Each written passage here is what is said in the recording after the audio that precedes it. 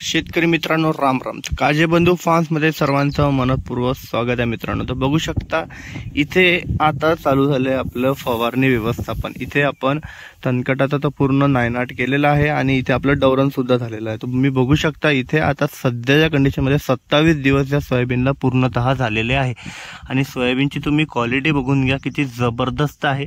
आणि याच्यामध्ये तण 1% नाही आहे सध्या.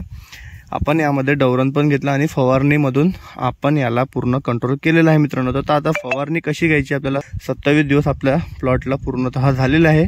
तर आता इथे आपल्याला घ्यायची आहे ती आहे अडीची फवारणी. बघू शकता कुठे कुठे तुम्हाला इथे डाग दिसेल खाल्ल्याचे, म्हणजे इथे जी आहे ती पान चावणारी अडी जी आहे ती आलेली आहे. आणि खोडामध्ये जी अडी पडते, खोड अडीसाठीच पण नियोजन करणं हे गरजेचं आहे मित्रांनो. तर त्यासाठी आता तुम्हाला एकदम सोप्यामध्ये कमी पैशामध्ये एक फवारणी सांगणार आहे. ती फवारणी जर घेतली मित्रांनो तर तुमच्या सोयाबीन मधली जी अडी आहे ती संपूर्ण गायब होणार आहे आणि जे पण काही रोग येणार आहे ते पण होणार नाही. आणि आपण इथे येलो मोझॅक वर पण कंट्रोल मिळवणार आहे, कारण की येलो मोझॅक मुळे मागच्या वर्षी साधारणतः 70% शेतकऱ्यांना नुकसान झालेलं आहे.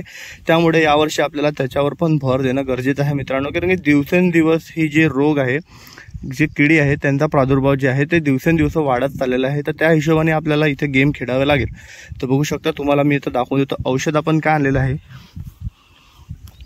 तर बघू शकता इथं आपण आणलं आहे लॅम्बडा सायपरमेथिन 9.5% आलं. तर त्यामध्ये आहे थायमिथाकोसाम आहे 12%. यामुळे आपली पांढरी माशी, खोड किडा आणि अडीमध्ये संपूर्ण इथे नियोजन होऊन जाणार आहे. याचा डोस आहे फक्त 25 ml, फक्त 25 ml आणि 1250 रुपयाचा हा पॅक आपल्याला पडलेला आहे. दुसरं औषध आपण घेतलं आहे इथे M45.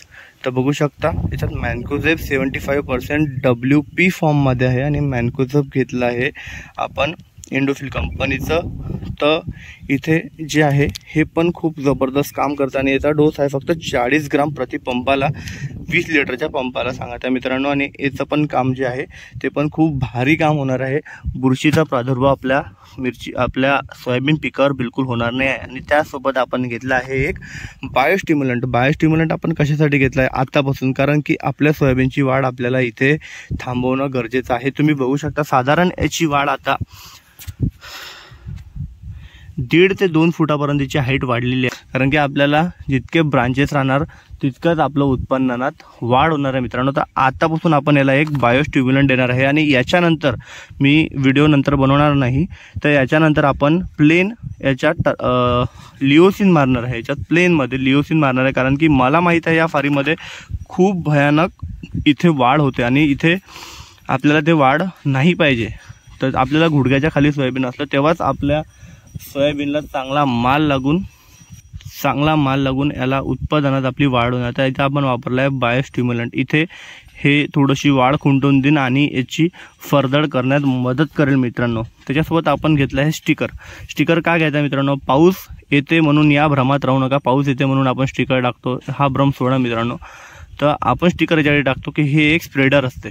स्प्रेडरमुळे काय होते, पूर्ण पानावर औषध पूर्णपणे जाऊन बसते आणि चिपकून जाते. त्यामुळे आपण हे स्टिकर किंवा स्प्रेडर वापरत असतो. आणि लोकांचा संभ्रम असते का पाणी येते म्हणून आपण स्टिकर वापरतो, ते पण एक गोष्ट बरोबर आहे, पण त्याचा मूळ उपयोग हा आहे की त्या पानावर पूर्णतः औषध फैलून जाते. तर तुम्हाला औषध समजलं आहे मित्रांनो, तुम्हाला डोस पण समजला आहे. आणि बायोस्टिम्युलंटचा डोस फक्त 5 ml आहे प्रति पंप, 20 लिटरच्या पंपाला 5 ml. तर असा संपूर्ण आपला फवारा आहे. आणि सध्याच्या कंडिशनमध्ये तुम्ही सोयाबीनची कंडिशन बघू शकता. मागच्या व्हिडिओमध्ये तुम्ही बघितलं आहे की आपला सोयाबीन कुठे होतं आणि आजच्या कंडिशनला सोयाबीन कुठे आहे. आणि आपण इथे पट्टा पद्धतीने हे सोयाबीन पेरलेलं आहे. तर सोयाबीन कसं आहे मित्रांनो हे नक्की सांगा. तुमचं सोयाबीन कसं आहे, तुम्ही काय फवारणी घेतलं हे तुम्ही नक्की सांगा. आणि आपल्या चॅनलला जे आहे ते सबस्क्राईब करून घ्या. व्हिडिओ आवडला असेल तर लाईक करा आणि आपल्या इंस्टाग्राम अकाउंटला सुद्धा फॉलो करून घ्या. तिथे पण तुम्हाला शॉर्टकटमध्ये माहिती जर पाहिजे असेल तर तिथे पण माहिती मिळून जाणार आहे मित्रांनो. तर भेटूया अशाच माहितीपूर्ण व्हिडिओसोबत पुन्हा एकदा. बोला जय गजानन.